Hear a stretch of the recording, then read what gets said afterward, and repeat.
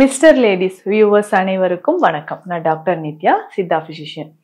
உடல் பருமன் என்ன செஞ்சாலும் எனக்கு வெயிட் லாஸ் ஆகல, இந்த பிரச்சனை நிறைய பேர் சொல்றீங்க. அப்போ உடல் பருமன் குறைவதற்கு நம்ம என்னென்ன பண்ணணும்? காலையில எந்திரிச்சதுல இருந்து இரவு நம்ம தூங்க போகும் வரைக்கும் சிம்பிளா ஒரு டயட் சொல்லுங்க. இல்ல 5 நாளைக்கு நான் ஃபாலோ பண்றேன், 7 நாளைக்கு நான் ஃபாலோ பண்றேன், இந்த மாதிரி டயட் என்ன ஃபாலோ பண்ணலாம் அப்படின்றத இந்த பதிவுல பார்க்கலாம். முக்கியமாக பார்த்தோம்னா காலையில அப்படியே இது எல்லாமே கரெக்டா நம்ம ஃபாலோ பண்ணிட்டு வந்தோம்னா நிச்சயமாக ஒரு வாரத்துக்குள்ளவே 2-3 கிலோ நமக்கு குறைவது நல்லாவே தெரியும், ஆரோக்கியமான முறையில. இதற்கு ஒவ்வொருத்தரும் என்னென்ன செய்யணும்? இல்லைங்க எனக்கு சுகர் இருக்கு, நான் எப்படி வெயிட் லாஸ் பண்றது? இல்ல எனக்கு கொலஸ்ட்ரால் இருக்குங்க, ஆல்ரெடி இந்த சர்ஜரி எல்லாம் நான் பண்ணிருக்கிறேன், இப்போ கார்டியாக் இஷ்யூஸ் இருந்து நான் சில சர்ஜரி எல்லாம் பண்ணியிருக்கிறேன், இந்த மாதிரி ஆல்ரெடி எனக்கு 2 சிசரியன் முடிஞ்சிருக்கு, 1 இயர்க்குள்ள ஆகுது. இந்த மாதிரி இருக்கும்போது என்னென்ன உணவுகள், எல்லாருக்கும் பொதுவாக இருக்கிற மாதிரி உணவு முறைகள், காலையில எந்திரிச்சுல இருந்து இரவு தூங்க போகும் வரைக்கும் நம்ம ஃபாலோ பண்ணக்கூடிய உணவு முறைகளை சொல்லலாம். சரி, இப்ப காலையில எந்திரிச்சுன்னே முதல் விஷயமாக நம்ம கவனிக்க வேண்டிய விஷயம், நம்ம உடல் தேகம் எந்த மாதிரி இருக்கு, வாதம் தேகியா, பித்த தேகியா, கபம் அதிகமா நம்ம உடல்ல இருக்கான்னு தெரிஞ்சுக்கணும். காலையில எந்திரிச்சோடனே உடல்ல சாதாரணமா ஒரு வலியோ, மூட்டுக்கல்ல வலி இருக்கு, தசைகள் ரொம்ப இறுக்கமா இருக்கு அப்படின்னு சொல்லி நினைச்சீங்கன்னா, அந்த மாதிரி இருந்தது அப்படின்னா வாதம் தொடர்பான உடல் தேகம் இருக்கலாம்.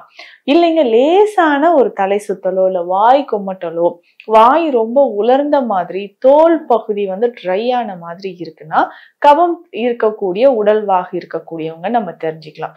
இதுவே நம்ம காலையில எந்திரிக்கும் போதே தலையில ஒரு பாரம், லேசா தொண்டையில, நிறைய பேர் இது சொல்வீங்க, எந்திரிச்சோடனே நிறைய அடுக்கு தும்மல் வந்துருங்க, தொண்டையில லேசா ஒரு கோழை இருக்கிற மாதிரியே இருக்கு அப்படின்னு நம்ம சொன்னோம்னா அது கபம் தொடர்பான பிரச்சனை இருக்கக்கூடியவங்க. இவர்களுக்கு ஏற்ற மாதிரி நம்ம ஜூஸ் நம்ம சொல்லிக்கலாம். இப்போ 3 தேகம் உடல்வாக இருக்கிறவங்களுக்கும் எந்த மாதிரி ஜூசஸ் நம்ம சாப்பிடணும்ன்றத நான் சொல்றேன். இதுல பொதுவாக காலையிலே எந்திரிச்சிட்டு வெயிட் லாஸ் ஆகணுங்க, அதே சமயம் உடல்ல இருக்கக்கூடிய பிரச்சனைகளும் நமக்கு குணமாகணும் அப்படின்னு கேட்டீங்கன்னா ரொம்ப சிம்பிள் தான். இதை நம்ம டீ மாதிரி காலையில குடிக்கணும். இந்த டீயை நம்ம ரெடி பண்றதுக்கு என்னென்ன மூலிகைகள் நமக்கு தேவை அப்படின்னு பார்த்தோம்னா, சுண்டை வற்றல் நமக்கு தேவை, தனியா விதைகள் நமக்கு தேவை. இது ரெண்டுமே பார்த்தோம்னா திரிதோட சமணி அப்படின்னு சொல்லலாம். வாதம், பித்தம், கபம் 3மே சரி செய்யக்கூடியது. சுண்டை வற்றல் உப்பு இல்லாமல் நம்ம எடுத்து வச்சுக்கணும். இதனோட பார்த்தோம்னா நம்ம தினமும் பயன்படுத்தக்கூடிய சமையல் அறைகள்ல எல்லாம் பயன்படுத்துவோம் தனியா விதைகள். இதனோட மஞ்சள் பொடி நமக்கு தேவை. அதுக்கப்புறம் குறுமிளகு, நல்ல காரமாக இருக்கக்கூடிய மிளகு நமக்கு தேவை. ஓமம் எடுத்து வச்சுக்கணும், சுக்கு எடுத்து வச்சுக்கணும், சதக்குப்பை இதனோட எடுத்து வச்சுக்கணும். இந்த மூலிகைகள் எல்லாமே சம அளவு. ஆனா இதுக்கு தனியா மட்டும் இந்த மூலிகைகளுக்கு 2 பங்கு. மற்ற மூலிகைகள் எல்லாமே 50 கிராம் எடுக்கணும்னா தனியா மட்டும் 100 கிராம், அதே மாதிரி சுண்டை வற்றலும் 100 கிராம். இது ரெண்டுத்தையுமே நம்ம எடுத்து எல்லாத்தையும் லேசா வறுத்து நம்ம டீ பொடி மாதிரி பொடி பண்ணி வச்சுக்கிட்டு தினமும் காலையில 1 ஸ்பூன் அளவை எடுத்து 2 கிளாஸ் தண்ணியில போட்டு நல்லா ஒரு 5 மினிட்ஸ் பாயில் பண்ணிடணும். அதுக்கப்புறம் வடிகட்டி நம்ம குடிச்சிடணும். இப்போ நம்ம சர்க்கரை நோயெல்லாம் எனக்கு கிடையாதுங்க அப்படின்னு சொன்னீங்கன்னா கொஞ்சமா தேன் கலந்து குடிக்கலாம். இல்ல எனக்கு சர்க்கரை நோய் இருக்கு, பிளட் பிரஷர் இருக்கு அப்படின்னு சொன்னீங்கன்னா இதுல ஒரு 4-5 துளி எலுமிச்சை சாறு கலந்து நம்ம குடிச்சிடணும்.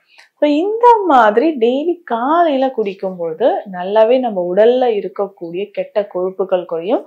இல்லைங்க இதனால நான் ஒர்க் அவுட்ஸ் பண்றேன், இல்ல ஜிம்முக்கு போறேன், வாக்கிங், எக்ஸசைஸ், யோகா பண்றேன் அப்படின்னு சொன்னீங்கன்னா அது செய்வதற்கு முன்னாடி இந்த டீயை நம்ம குடிச்சிட்டு பண்ணும்போது உடல்ல இருக்கக்கூடிய டாக்ஸின்ஸ் நமக்கு நல்லாவே குறைய ஆரம்பிக்கும்.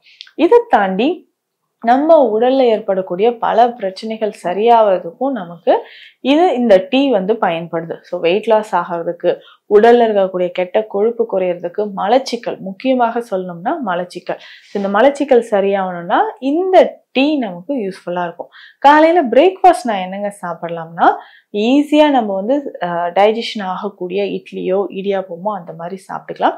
இல்லைங்க காலையில நான் சப்பாத்தி சாப்பிட்றேன்னு சொன்னீங்கன்னா அதற்கான சைட் டிஷ் வெறும் வெஜிடபிள்ஸ் மாதிரி வச்சுட்டு இல்ல கொஞ்சம் முளை கட்டிய தானியங்களை நம்ம பயன்படுத்தும் பொழுதும் என்ன ஆகுதுன்னா நம்ம உடல்ல இருக்க இருக்கக்கூடிய தேவையற்ற கலோரிஸ் வெளியாக ஆரம்பிக்கும்.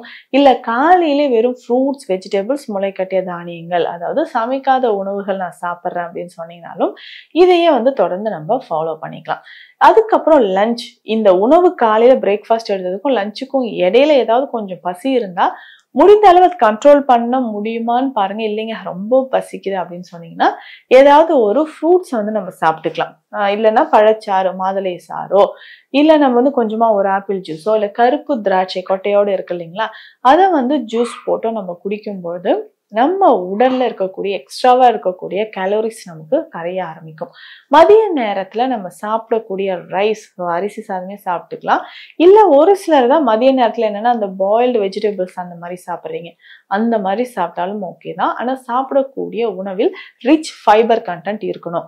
ஸோ ஃபைபர் கண்டென்ட் இருக்கும்போதுதான் உடல்ல அதிகமான கழிவுகள் சேராமலும் குடல் பகுதி நமக்கு நார்மலா இருக்கும், நமக்கு ஹெல்ப்ஃபுல்லா இருக்குது அப்படின்னு சொல்லலாம்.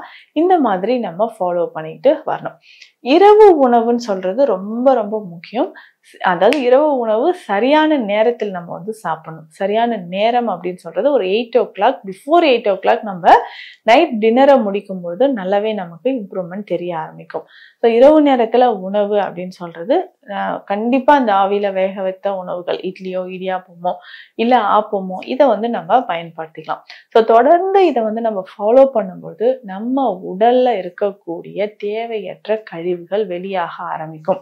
இல்லைங்க இதெல்லாமே இந்த மாதிரி ஃபுட்டு நான் ஃபாலோ பண்றதுக்கு கொஞ்சம் சிரமம் தான், என்னால வாக்கிங்கோ இல்ல எக்ஸசைஸோ கூட பண்ண முடியாது, ஏதாவது மெடிசன்ஸ் கொடுத்தீங்கன்னா அதை சாப்பிட்டு எனக்கு வெயிட் லாஸ் ஆகுமா?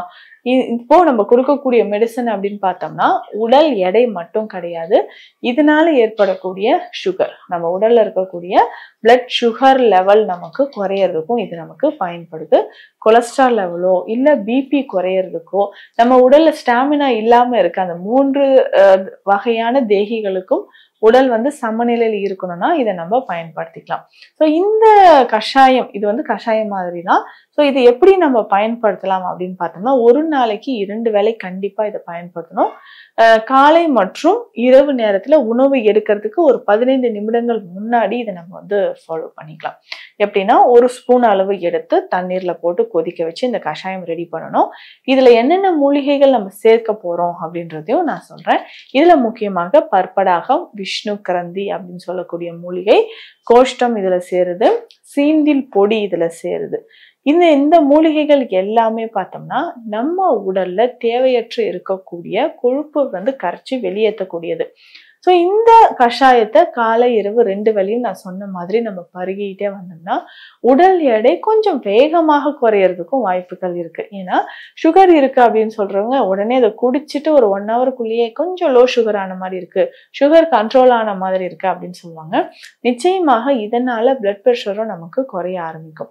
உடல் பருமன் அதிகமாக இருந்துச்சுன்னா பிளட் சுகர் லெவல் கண்டிப்பா நிறைய பேருக்கு அதிகமா இருக்கும். அதனோட பிபி அப்படின்னு சொல்லக்கூடிய பிளட் ப்ரெஷர், கொலஸ்ட்ரால் லெவல் அதிகமா இருக்கிறதும் நமக்கு தெரியும்.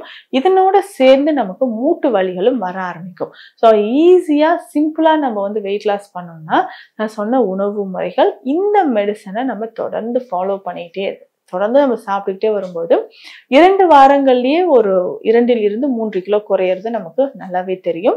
உணவு முறைகளை பொறுத்த வரைக்கும் ஈஸியா டைஜஷன் ஆகக்கூடிய முதல்ல முள்ளங்கி ரொம்ப ரொம்ப இம்பார்ட்டன்ட். ஸோ இதுல இருக்கக்கூடிய ஆன்டி ஆக்சிடென்ட்ஸ் நம்ம உடல்ல இருக்கக்கூடிய கழிவுகளை வெளியேற்றக்கூடிய முக்கியமான ஒரு பொருள் இதுல இருக்கு. ஸோ முள்ளங்கி நமக்கு முக்கியம்.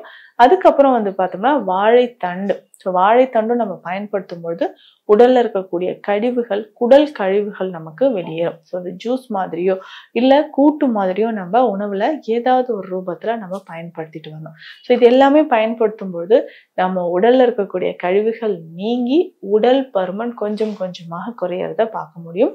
ஸோ நான் சொன்ன உணவு முறையில ஃபாலோ பண்ணி பாருங்க. அப்படி இல்லைன்னா இந்த மெடிசனும் நீங்க நான் சொன்ன இந்த மருந்தும் நம்ம ஃபாலோ பண்ணிட்டு கொஞ்சம் உடற்பயிற்சிகளும் செஞ்சுட்டு வந்தா சீக்கிரமா நமக்கு உடல் எடை குறைந்து ஆரோக்கியமாக வாழ முடியும். மீண்டும் அடுத்த பதிவில் சந்திக்கலாம். நன்றி.